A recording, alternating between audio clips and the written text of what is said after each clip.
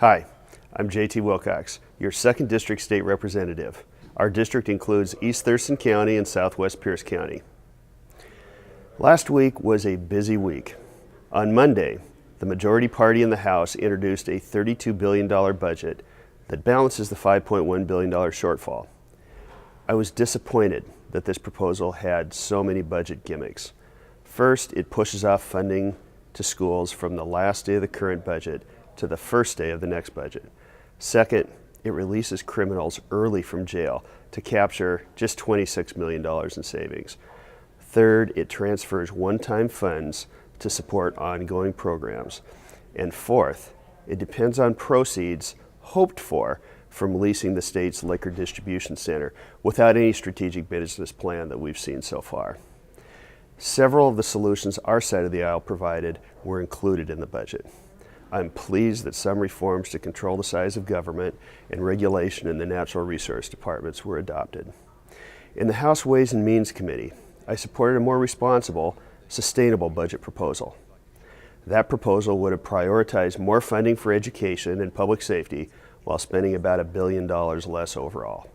It would face facts by eliminating large social programs that we know we can't afford into the future, and instead direct greater funding to community clinics, long-term care, and the developmentally disabled. This approach uses the priorities of government guidelines developed under Governor Locke to determine where funding should be directed, protecting the most vulnerable. We must come out of these difficult economic times better than we were before. On Saturday, the House passed the proposal by the majority party. Here's the speech I gave on the House floor. We've experienced 4 years of budget crisis. And Mr. Speaker, if we're going to get Washington working again, job number one is to make sure that we don't experience 6 years of budget crisis or 8 years of budget crisis. You know, I know that getting Washington working again is a slogan, but it's also the most important thing that we can do for our people, the folks that sent us here. They're looking at this budget as a signal that we send to the people and the businesses.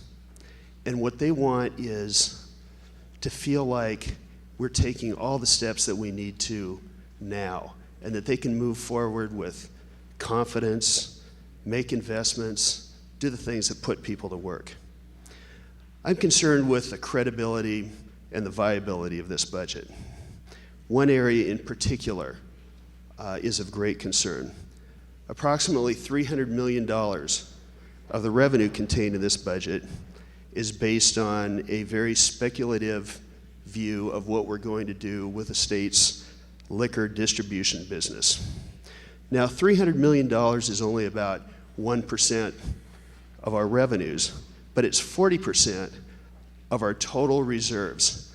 And Mr. Speaker, I don't think there's anyone here that doesn't think we're going to have to make further draws on our reserves. So losing 40% or speculating with 40% of our reserves is a major blow at the credibility of our budget.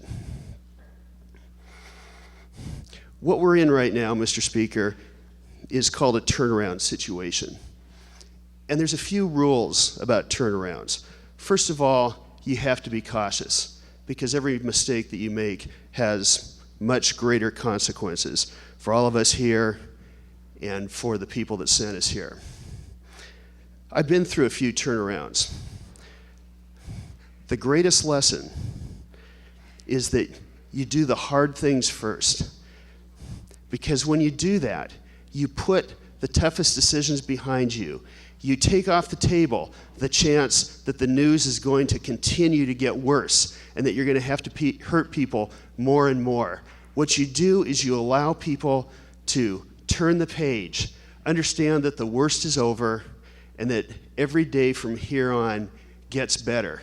Mr. Speaker, we owe that to the folks that work for the state, we owe that for the people that sent us here, and we owe that for the next generation. Thank you, Mr. Speaker. As always, please call, email, or stop by my office in Olympia anytime. My contact information is on your screen.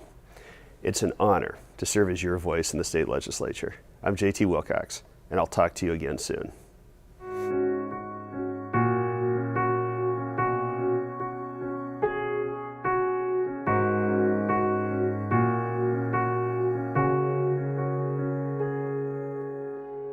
you.